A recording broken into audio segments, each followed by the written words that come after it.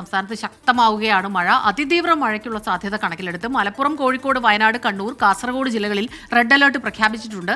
തിരുവനന്തപുരം മുതൽ പാലക്കാട് വരെ 9 ജില്ലകളിൽ ഓറഞ്ച് അലർട്ട്. കാസർഗോഡ് നീലേശ്വരത്ത് വീടുകൾക്ക് മുകളിൽ തെങ്ങ് വീണു, ആളപായമില്ല. കോട്ടയം ചുങ്കത്ത് ഓട്ടോറിക്ഷയ്ക്ക് മുകളിൽ വൻമരം കടപുഴകി വീണു.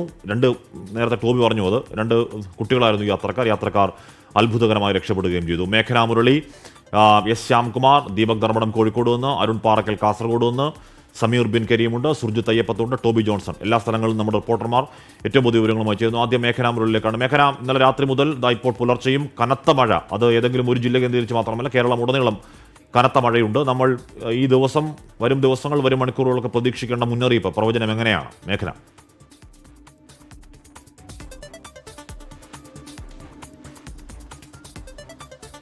സംസ്ഥാനത്തുടനീളം അതിശക്തമായ മഴ തന്നെയാണ് കേന്ദ്ര കാലാവസ്ഥാ വകുപ്പ് പ്രവചിക്കുന്നത്. അതിൽ ഇപ്പോൾ 5 ജില്ലകൾക്കാണ് റെഡ് അലർട്ട് പ്രഖ്യാപിച്ചിരിക്കുന്നത്. കണ്ണൂർ, വയനാട്, കോഴിക്കോട്, കാസർഗോഡ്, മലപ്പുറം ജില്ലകൾക്കാണ് റെഡ് അലർട്ട് പ്രഖ്യാപിച്ചിരിക്കുന്നത്. അതുപോലെ തന്നെ ബാക്കി ജില്ലകളിലെല്ലാം ഓറഞ്ച് അലർട്ടാണ്. നമ്മൾ ഈ മഴ മുന്നറിയിപ്പിലേക്കൊക്കെ വരുന്നതിന് മുന്നേ ഞാനിപ്പോൾ നിൽക്കുന്നത് വെട്ടുകാട് ഭാഗത്താണ്. തിരുവനന്തപുരം വെട്ടുകാട് പള്ളിയുടെ വടക്ക് ഭാഗത്തായിട്ടാണ് ഞാനിപ്പോൾ നിൽക്കുന്നത്. ഇന്നലെ അടക്കം പെയ്ത കനത്ത മഴ, അതോടൊപ്പം തന്നെ കടൽക്ഷോഭം ഇവിടെ വളരെ രൂക്ഷമാണ്. അതിൽ തകർന്ന വീടുകളുടെ ദൃശ്യങ്ങളാണ് നമ്മളിപ്പോൾ കാണുന്നത്. അതായത് ഈ കാലങ്ങളായി ഇവിടെയുള്ള തീരദേശവാസികൾ ഈ കടൽക്ഷോഭത്തെക്കുറിച്ച് പറയുന്നതാണ്, പക്ഷേ അവർക്ക് പരിഹാരം ഉണ്ടായിട്ടില്ല. അങ്ങനെ കടൽ കയറി ഈ തീരദേശം വലിയ അപകട ഭീഷണിയിലാണ്. ഇപ്പോൾ കാണുന്നത് ഈ ഒരു വീട് തന്നെ തകർന്നു നിൽക്കുന്ന രീതിയിലാണ്. അത് ഈ കടൽ മൊത്തമായി ഈ തീരം എടുത്തിരിക്കുന്ന ഒരു സാഹചര്യം അടക്കമുണ്ട്. അതിൽ നമ്മളിപ്പോൾ കാണുന്നത് ഇവിടെ പല വീടുകളും, ഈ നിരയിലുള്ള പല വീടുകളും ഇതുപോലെ അപകട ഭീഷണിയിലാണ്. ഇത് കാലങ്ങളായി ഈ കടൽ എടുത്തെടുത്ത് ഇന്നലെ ഈ ഒരു മഴയിൽ തകർന്ന വീടാണ്. അതുപോലെ തന്നെ ഈ നിരയിലുള്ള പല വീടുകളും ഇത്തരത്തിൽ തകർന്നിട്ടുണ്ട് എന്നുള്ളതാണ്. ഈ നമ്മൾ കാണുന്ന ഈ ദൃശ്യങ്ങളിൽ കാണുന്ന വീടുകളിലൊക്കെ ആൾതാമസമുണ്ട്. അവിടെയാണ് ഇത്തരത്തിൽ കടൽക്ഷോഭം, കടൽ പ്രക്ഷുബ്ധമാകുന്നത്, ഇവർക്ക് വലിയ ഭീഷണിയാകുന്നത് എന്നുള്ളതാണ്. ചേച്ചി, എന്താണ് അവസ്ഥ? ഞാൻ ഒറ്റയ്ക്ക് ഉണ്ട് മോളെ. വീടെല്ലാം നശിച്ചു പോയി. ആദ്യം ഒരു വീട് ഇവിടെ ഒരു കൂട് വെച്ചിരുന്ന് ഞങ്ങൾ ഇവിടെ താമസിച്ചു.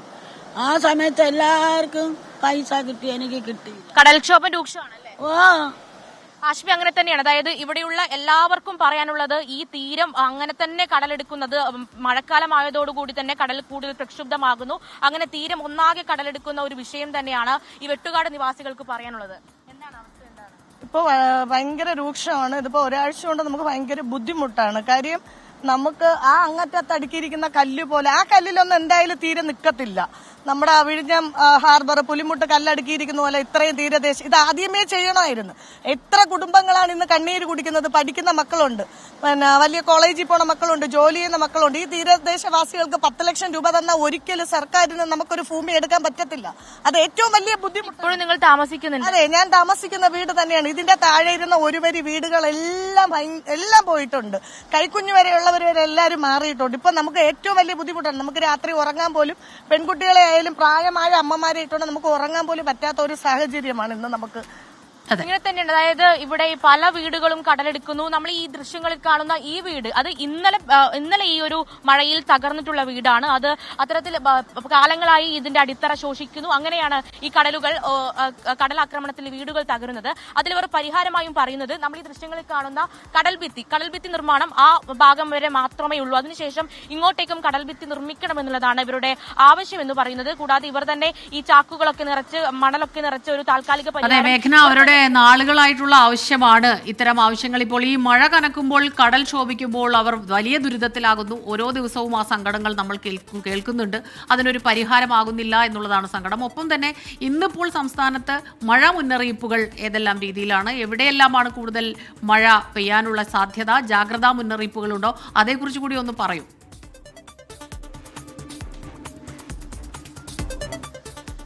അതിൽ പ്രധാനമായും അതിശക്തമായ മഴ തന്നെയാണ് ജൂൺ 18 വരെ സംസ്ഥാനത്ത് പ്രവചിക്കുന്നത്. അതിൽ ഇന്ന് 5 ജില്ലകൾക്കാണ് റെഡ് അലർട്ട് പ്രഖ്യാപിച്ചിരിക്കുന്നത്. അത് വടക്കൻ ജില്ലകളാണ്. കണ്ണൂർ, കാസർഗോഡ്, കോഴിക്കോട്, വയനാട്, മലപ്പുറം ജില്ലകൾക്കാണ് ഇന്ന് റെഡ് അലർട്ട് പ്രഖ്യാപിച്ചിരിക്കുന്നത്. അതുപോലെ തന്നെ ബാക്കി 9 ജില്ലകൾക്ക് ഓറഞ്ച് അലർട്ടും. അതായത് സംസ്ഥാനത്തെ എല്ലാ ജില്ലകളിലും മഴ മുന്നറിയിപ്പ് നൽകി തന്നെയാണ് കേന്ദ്ര കാലാവസ്ഥാ വകുപ്പ് ഒരു മുന്നറിയിപ്പ് നൽകുന്നത്. അതുപോലെ തന്നെ 50 മുതൽ 60 കിലോമീറ്റർ വരെ വേഗതയിൽ കാറ്റ് വീശാനുള്ള സാധ്യതയുണ്ട്. തീരദേശ മേഖലയിൽ താമസിക്കുന്നവർ, വടക്കൻ ജില്ലകളിൽ താമസിക്കുന്നവർ, അതുപോലെ തന്നെ മലയോര പ്രദേശത്ത് താമസിക്കുന്നവരും അതീവ അതീവ ജാഗ്രത പുലർത്തണം. അതുപോലെ തന്നെ മത്സ്യത്തൊഴിലാളികൾക്ക് ഈ മാസം 18 വരെ മത്സ്യബന്ധനത്തിനും വിലക്കുണ്ട്. അങ്ങനെ വരും ദിവസങ്ങളിലും വരും മണിക്കൂറുകളിലും മഴ ശക്തമാകുമെന്നുള്ളതാണ് കേന്ദ്ര കാലാവസ്ഥാ വകുപ്പ് അറിയിക്കുന്നത്. അതുപോലെ തന്നെ നമ്മൾ ഈ ദൃശ്യങ്ങളിൽ കണ്ടതുപോലെ തന്നെ തീരദേശത്തുള്ളവർക്കും ഈ കടലാക്രമണ ഭീഷണി, അതുപോലെ തന്നെ ഉയർന്ന തിരമാലകൾക്കുള്ള സാധ്യത, അതുമായി ബന്ധപ്പെട്ട് ഓറഞ്ച് അലർട്ട് അടക്കം പ്രഖ്യാപിച്ചുകൊണ്ടാണ് ഇപ്പോൾ സമുദ്ര പഠന ഗവേഷണ കേന്ദ്രവും മുന്നറിയിപ്പ് നൽകുന്നത്. എന്തായാലും വരും മണിക്കൂറുകളിൽ മഴ ശക്തമാകും. ആ മഴയിൽ ജാഗരൂകരാകുക എന്നുള്ളത് തന്നെയാണ് അറിയിക്കാനുള്ളത്. ഓക്കെ, മേഘാ മുരളിയാണ് അടുത്ത മണിക്കൂറുകളിൽ ശ്രദ്ധിക്കേണ്ട കാര്യങ്ങളെ കുറിച്ചുള്ള പ്രവചനം, മുന്നറിയിപ്പ്, അലർട്ടിന്റെ വിവരങ്ങൾ കൂടി നൽകിയത്.